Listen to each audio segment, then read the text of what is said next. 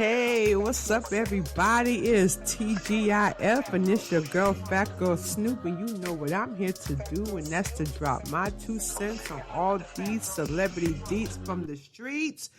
We're going to have to start with Drake. Now, although Drake might be celebrating the fact that him and his longtime love in his head, Nicki Minaj, they are finally friends again. So although he's celebrating this, he has a little legal issue going on. Now, according to Drake's legal team, they are calling bullshit on injuries that a man claims that he suffered in a major beatdown. Because as they put it, the guy wasn't too depressed, nor was he too injured to appear on a reality show, okay? So if you haven't heard, his name is Bennett Sipes, and he says that he suffered a concussion, a back injury, he suffered physical injury, and he was also he suffered depression after this alleged March 2008 beatdown at a Delilah nightclub. They say that it was Drake, Odell Beckham, and a number of others. Now, Sipes, he actually filed the lawsuit over the fight, but like I said, Drake's attorneys are calling it a bunch of BS because they're pointing out that Sipes not only appeared on Love Island. Now, I've never watched that show. I've said this in many articles that I wrote in. I'm new to the podcast world, so to speak, but I did mention that I'm not really a fan of dating shows because 9 times out of 10, these couples don't even stay together, so it's a bunch of wasted time, and I'm just not that chick. Well, okay, so they also claim that he attended music festivals pre-COVID, and he did backflips off of rope swings while he was on vacation in Mexico. I mean, if you're depressed, does that mean you can't go on vacation in Mexico? I'm just asking for myself. Now, according to Docs, okay, Sipes, they said that Sipes appeared anything but depressed. So they're saying you wasn't depressed. And legal docs also include a declaration from Sipes' ex-girlfriend. Her name is Summer Rae Beatty. And she said that he started working with her after the fight. She also claims that her camera equipment without difficulty, that he actually carried her camera equipment without difficulty. And she also alleges that Snipes seemed to be fine after he got into this alleged brawl with Drake. Could you imagine Drake and Omar Beckham fighting? I mean, I would like to be the fly on the wall, like how the fly was on Pence's head during the debate. I would love to be that fly in that club that night. Well, anyways, she says that he was fine and that his visible injuries was healed. And I mean, I saw the pictures. I'm not going to post them up, but I did see the pictures. He did look pretty beat up. But according to the girlfriend, they traveled together and they went to Mexico. They went to Maryland. They went to Colorado. They even went to England, They went to France, Italy, and Japan. And she also alleges that they went to Coachella. They went to Coachella 2019.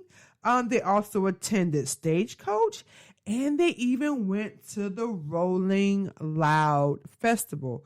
But again, someone, put in the comments, let me know, like, as far as like depression,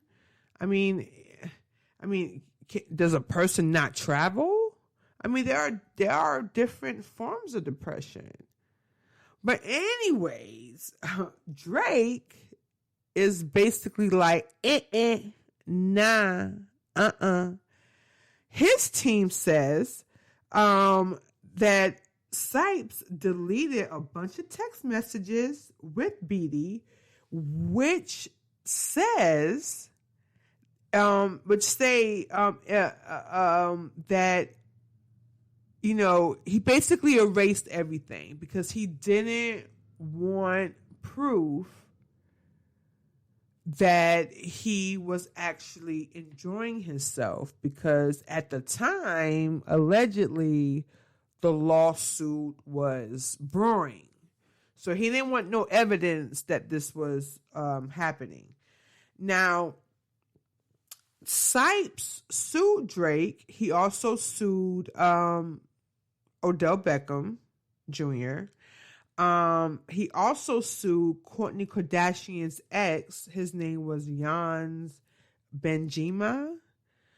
She dated him way, way back in January. So he claims that it was him, and so he says that Jans was actually the one that laid the hands on him. Him along with members of Drake and Odell Beckham Jr.'s entourage. And from what I gather, he's alleging that Drake and Odell Beckham Jr. did not lay hands on him, but he is alleging that they were in the background, basically observing him getting that beat down. Now, in this young guy's defense, he is saying that Drake and OBJ did not assist or stop the fight. They pretty much just stood there and watch him get the paws laid on him. Now, he also alleges that Drake made a throat / gesture, and that's what triggered his entourage to jump on him.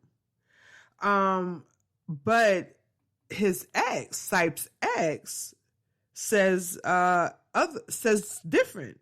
She claims that she did not see any throat / gesture, nor did she observe Drake's entourage do anything at all. Listen, this story basically is like gave me a straight headache. I'm gonna be honest with you, because we all know Drake has a ego. We all know that. We've seen that. There's been numerous alleged stories about that. Do I believe about the throat gesture just based on the fact that this whole thing started? Because I think he like bumped into Drake. But we all know Drake has an ego. The fact is that this man, along with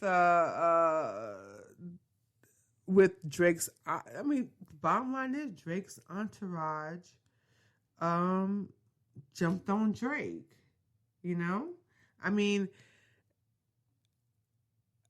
Although in my heart, I believe that throat gesture did happen.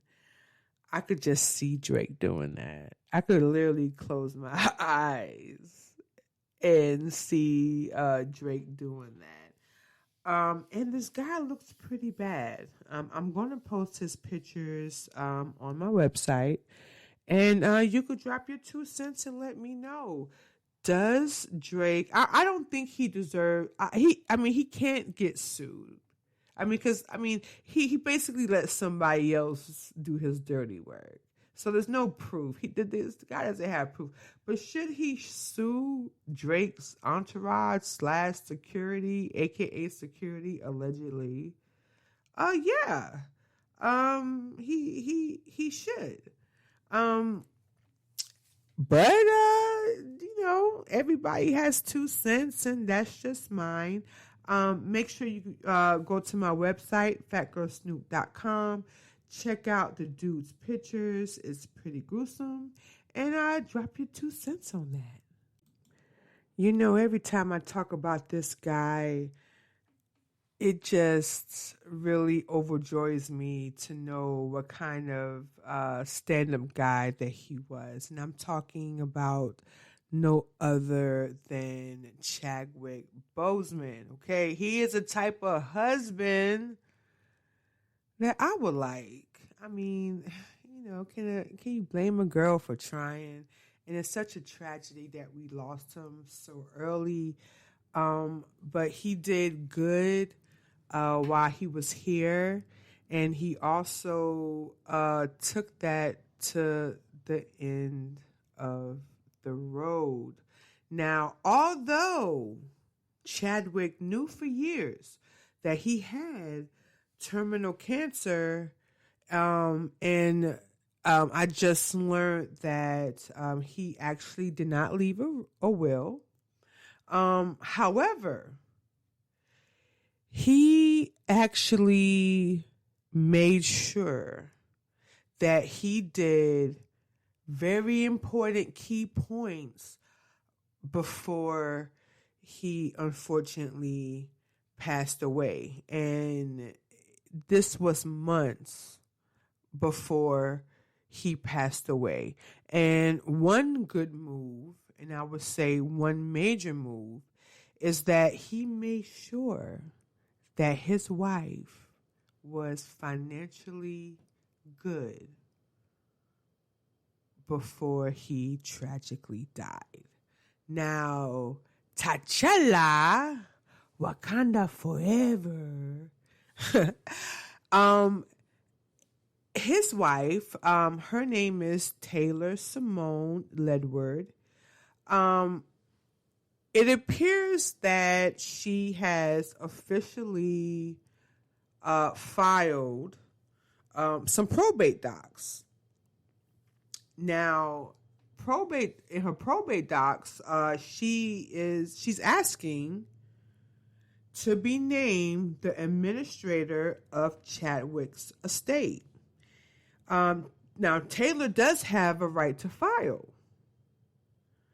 Okay, because, like I said in the beginning, he did not leave a will. Now, I know what you're thinking.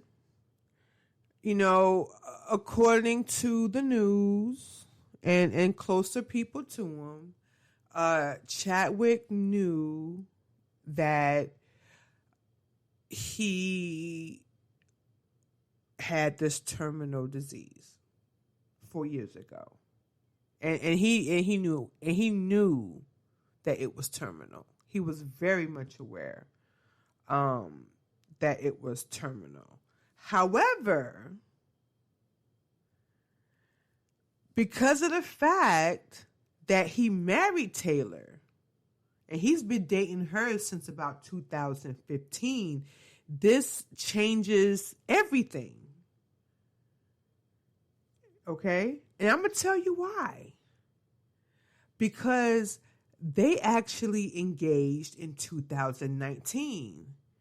And they got married sometime in 2020 privately.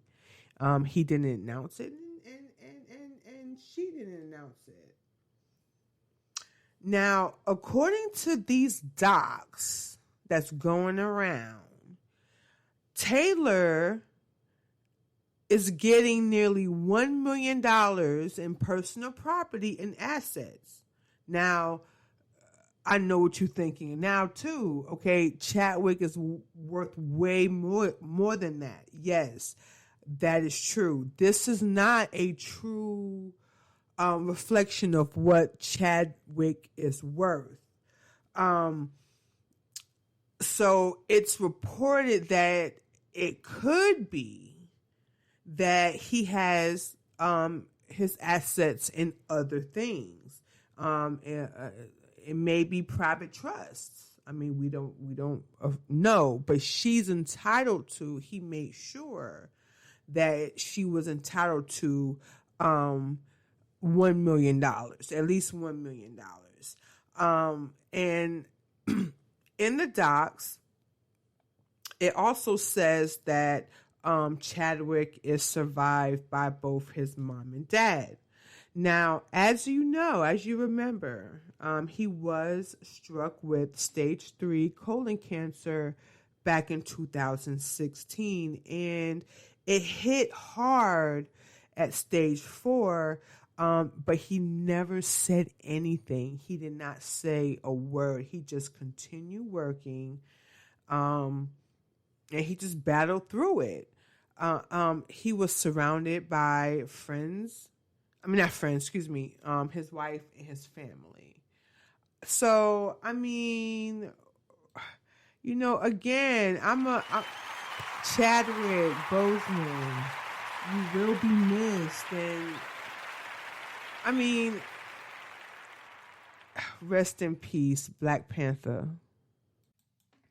I know you guys don't know this about me, but I was a true TLC fan. I mean, I used to dress like them in high school, from the baggy pants, the colors, from that to the condoms, the big glasses, the big hats. I mean, if you know me in high school, you would probably definitely agree that I thought in my head that I was like the 4th member of TLC. But it seems that according to T-Boz, which is one of the lead singers of the group, after Left Eye, who was the rapper of the group, tragically passed away, Lisa Left Eye Lopes, she passed away in 2001. That really hit the industry pretty hard. And it almost, people were wondering back then, you know, were they going to replace the 3rd member, or were they just going to go on and be a duo? They did have a show, I believe. I mean, correct me if I'm wrong, for a 3rd member, but they quickly figured out that that just was not going to work. So, according to T-Boz, after Left Eye died, that she felt like that the industry basically turned their back on her. She did drop some major names. She was on an interview with Jason Lee and DJ Damage. Sorry, Damage. On Hollywood Unlocked, and she said some pretty interesting things. In particular, she did talk about her relationship with L.A. Reid. She says that he allegedly bailed on the group, and she didn't back down from that. And she says that it's not because that L.A. Reid didn't believe in the group. Listen, I'm gonna let you go to my website to hear exactly what she had to say about Larry Reed. And in my opinion, and we all have them. In my 2 cents, I feel like that she was a little salty, and she was definitely not over what went down between her and Reed. Now, what I am going to talk about is that she says that she was abandoned by Drake and T.I. and Nelly and a whole list of others. Now, remember, TLC performed at the 2014 Super Bowl, but they were Drake and T.I. and Nelly was supposed to also come out, and you know how like they perform and then the people do their little appearances. Well, that was supposed to happen. She says that basically that they pulled out. Drake, T.I., and Nelly pulled out. Now, this is what she said. She said, okay, so this is what she basically said about her relationship with LaFace Records. She says that honestly, when Lisa died, the whole industry turned on us. Everybody. They was like, it's over for them. They never gonna do it again. And I kept saying, nah, bruh, that still doesn't hinder my talent and my passion to sing and dance. It's my soul. I was just like, you just have to find that one person to say yes and find your new normal. We all know it's never going to be the same again, but you find your new normal and you keep going. And that is what Lisa will want us to do. And I have kids to feed, so why would I stop? It's TLC forever, whether she's physically here or not. But I could truly tell you, you need to go to my page, fatgirlsnoop.com, so you could actually hear what she had to say about L.A. Reid. And let's just say it was not nice. Now, this is what she said about Drake, Nelly, and T.I. basically pulling out. So she says, Drake, he pulled out. We had just did his Oval Fest. And he told them, I guess he told them at the Oval Fest, like he said in quotes, I don't know, I'm working on my new performance. Basically, he told her, like, hey, man, thank you for doing my concert, but about the Super Bowl performance, I got other things to do. She said that T.I. pulled out next. And basically, after that, everybody who was supposed to perform at that Super Bowl pulled out.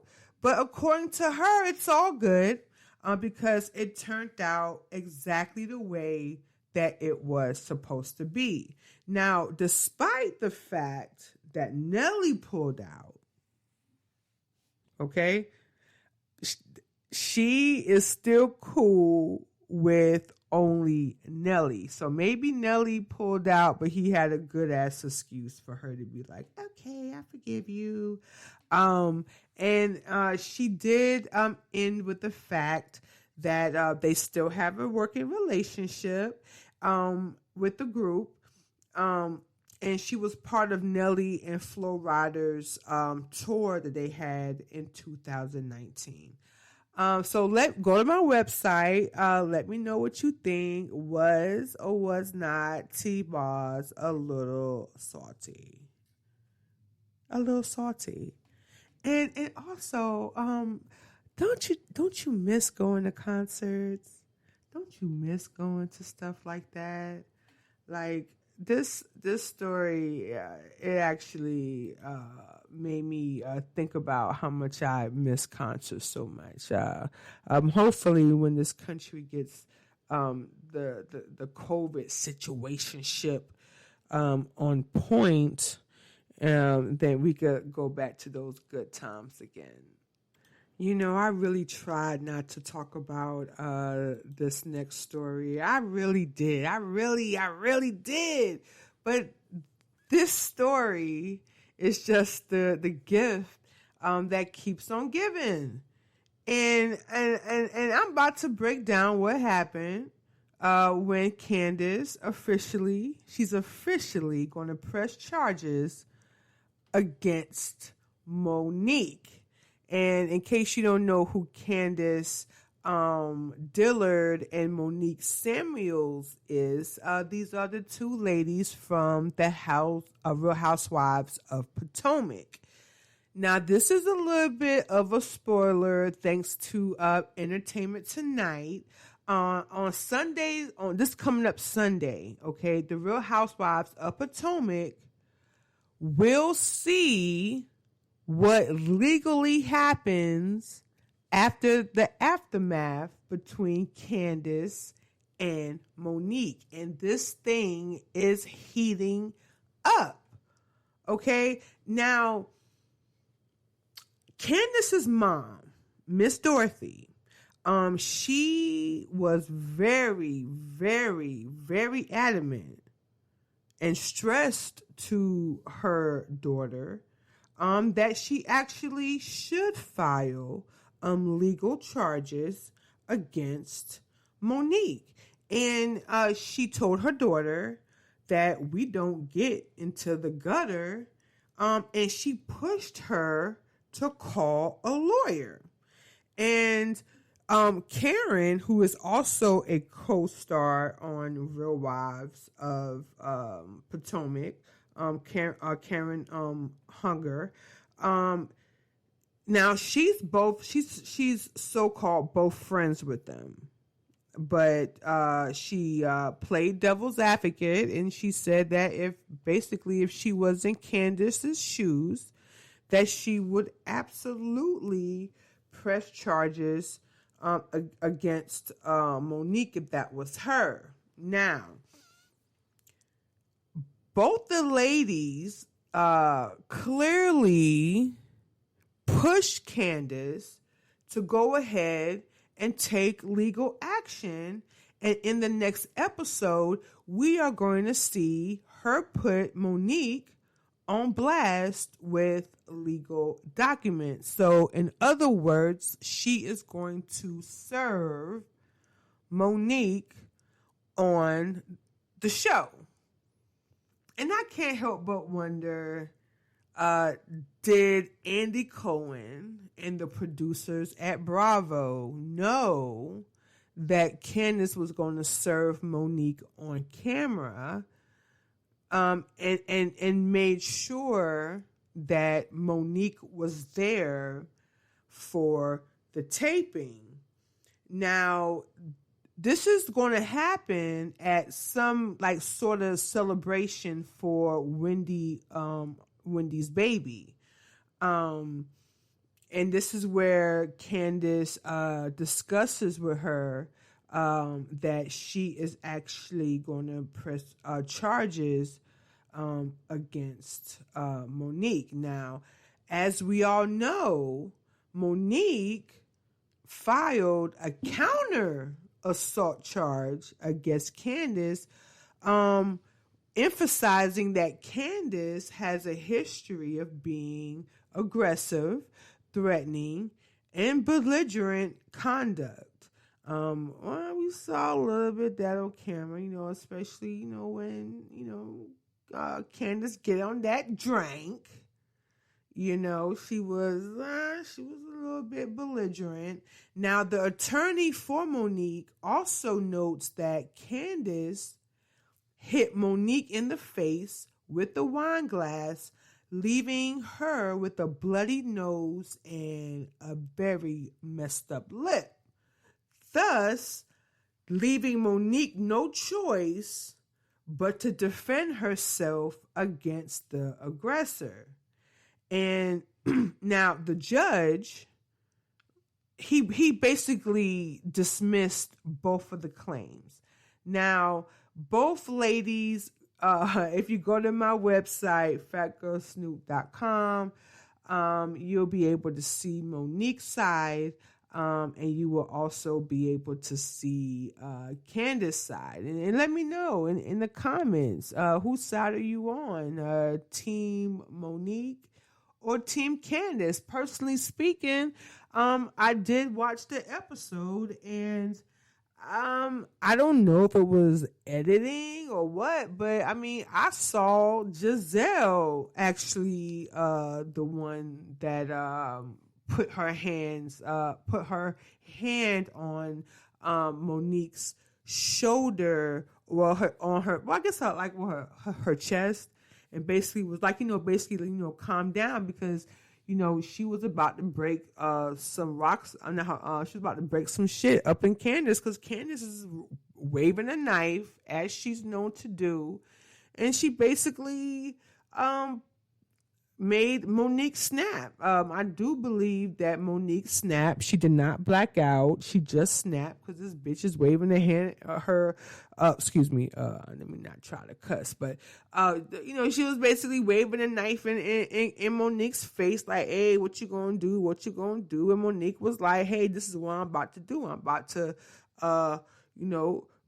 put my foot in your ass." And she basically, Candace basically ended up walking out the house with her wig on top of her head. I mean, at the end of the day, you shouldn't be, waving weapons around. So, I mean,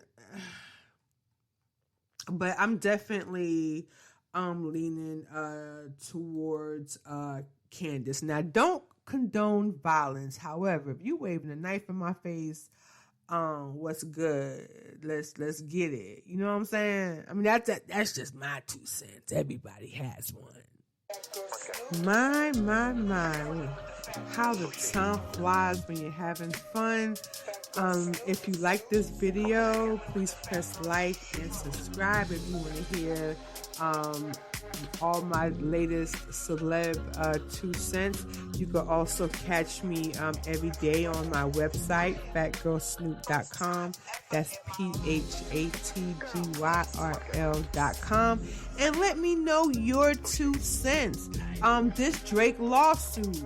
Does Drake deserve to get sued because, his entourage beat down this dude? And what about Chadwick Boseman? I mean, wasn't that like a true stand-up guy to, leave his wife, something, make sure she was protected financially before he passed away? And TLC T-Boz, was she a little salty? And let me know if you're Team Candace or Team Monique. And remember, I want you guys to have a fabulous Friday. And I want you to remember that it is PHAT, as in pretty hot and tempting. Until next time, everybody have a safe weekend, and I'll see you soon.